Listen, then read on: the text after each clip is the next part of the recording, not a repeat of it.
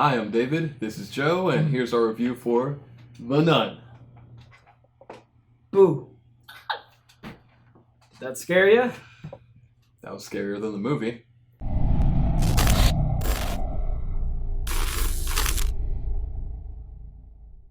So The Nun, written and directed by James Wan. I wish It wasn't? it was. Crap. It's directed by Brian Corbett and other man who wrote the screenplay, Brian Doberman, I think. The Nun. Wow. Did you watch it? I mean, we sort of did. Kinda. I think I fell asleep for a while. We made a predictions video a couple days ago. I think it came out a couple days ago. And I think we both predicted that this movie would be around, 4 to 6? 4 to 6, yeah. We were both very, very wrong. Yeah. So, but... yeah. And then on top of that, we put up a poll in the video, and our viewers voted on it, and here are the results. Okay. 75% of the votes said that it would be between 3 to 4 out of 6. 3 out of 6 or 4 out of 6. 25% said it would be 1 to 2 out of 6. And yeah, there's one of those two got it right. Yeah. One of those two groups. Okay, so in The Nun, it's a prequel to The Conjuring 2.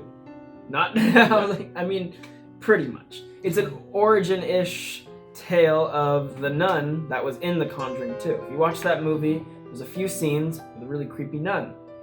That was one of the scariest parts of that movie. And so somebody out there in Hollywood saw that and said, whoa, that part's pretty creepy. Let's do what we do best and make an entire movie about it. Yeah.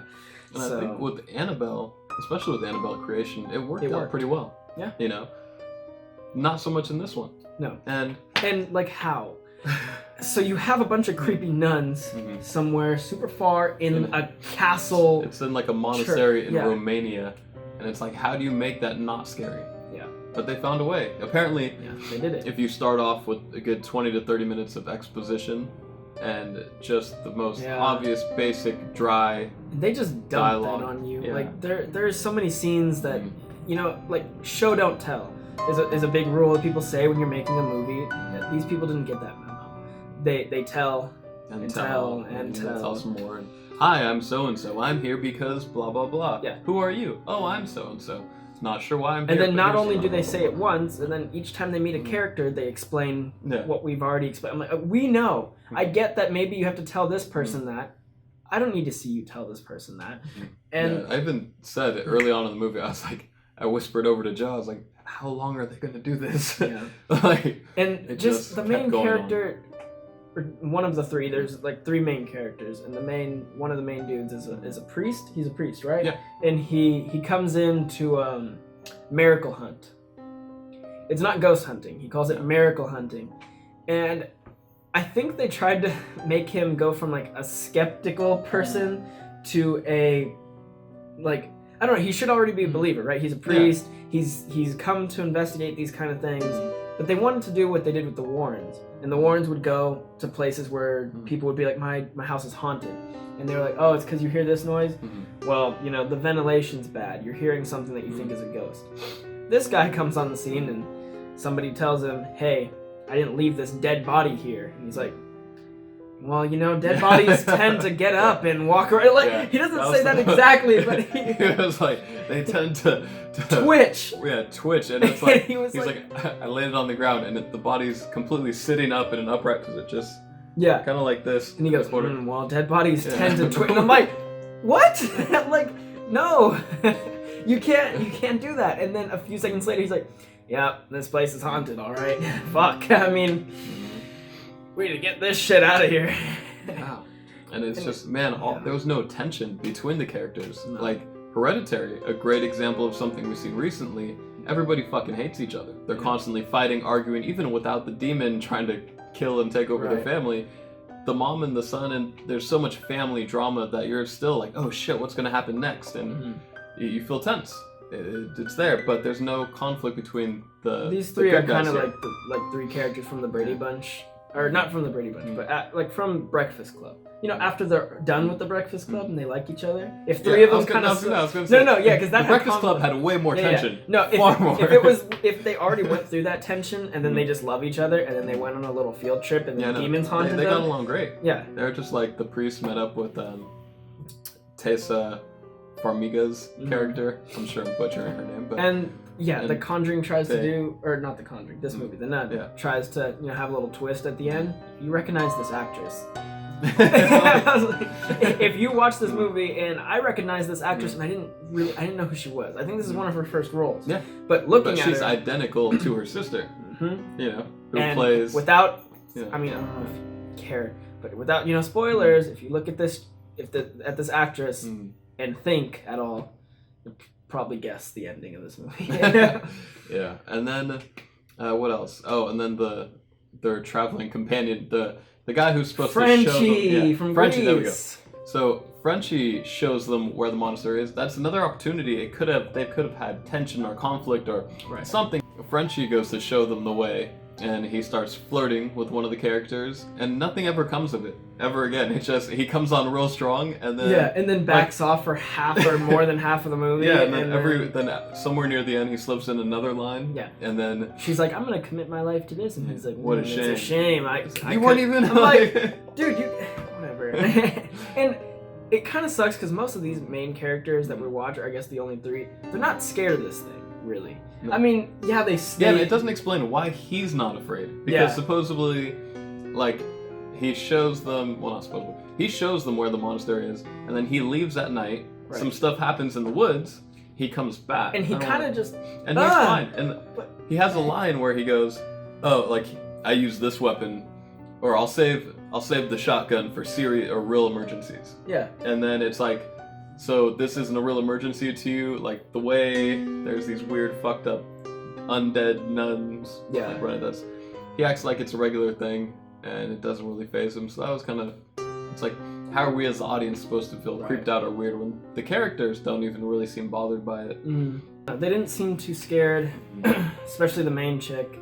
Doesn't seem very scared. I mean, it kind of makes sense why she's not too afraid of them. But if she's not, she doesn't really care. I don't really care, kind of thing. They have a lot of shots that, if you pay attention or think about them too much, it'll ruin them.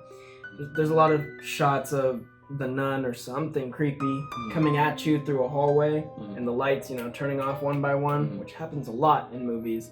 But, like, I'm almost positive that it's a mannequin on a roller thing. Like, how else would they? I don't know. She just stands there still, and she doesn't move her legs. It just goes like this, and the lights are turning off. I mean, I feel like there's a million ways to do stuff like that. There's a million ways to do it, but I'm almost positive.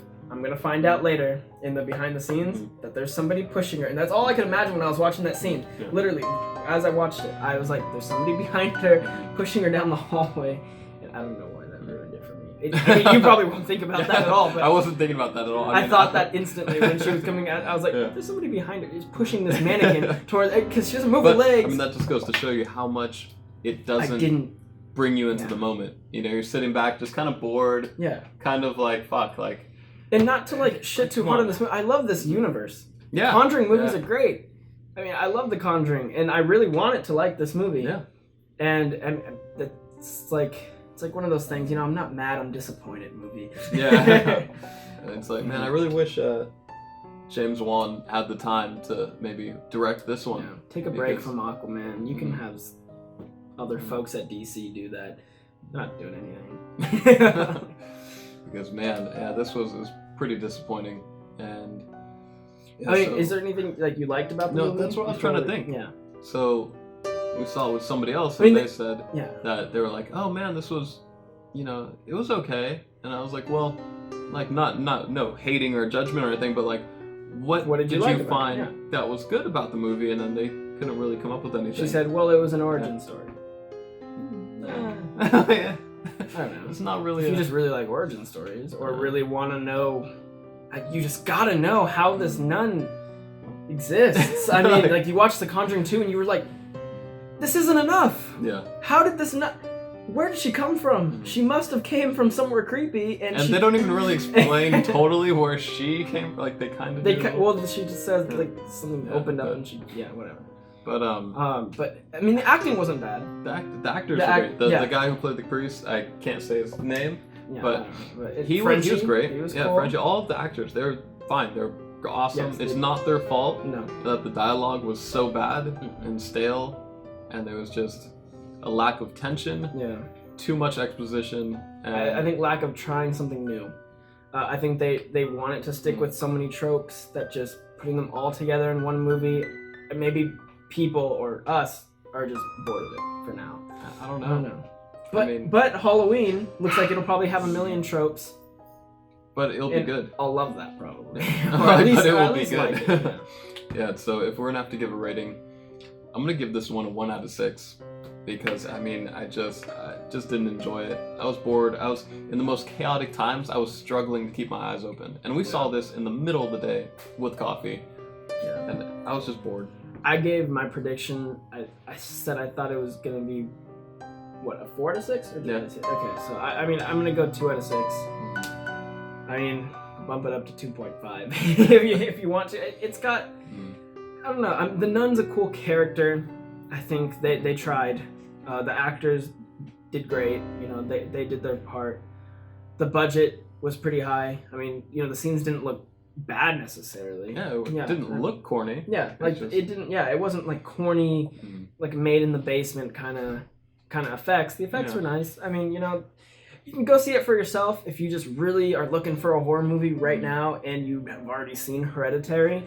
I would say Hereditary's on Redbox. Yeah, I would say just go rent Hereditary instead. Yeah. Or watch the Conjuring movies if you haven't. There's a lot of them. Yeah. Watch any of them other. Yeah. And this was probably like last on the list. Yeah. But if you're like us and you've watched all of the Conjuring-ish universe movies and this is just another one you gotta chop off the list, I mean, watch it for yourself. Tell us what you think down below. Maybe you disagree. You know, looking forward to your thoughts. All right. And then, and we also had another poll. The best Conjuring villain. And 25% of you said Annabelle, 25% said Valak, and 50% said the Crooked Man. So, consensus is in. They should have made the Crooked Man.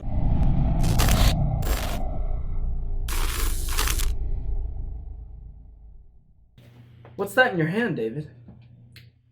This is a water bottle. What do you use it for? I use it for hydration. Often water bottles open when you twist the top. I drink water sometimes. You know, dead people are known to drink water after they've died. 3 days after they died, actually. Oh, was that dumb? That was all of the dialogue.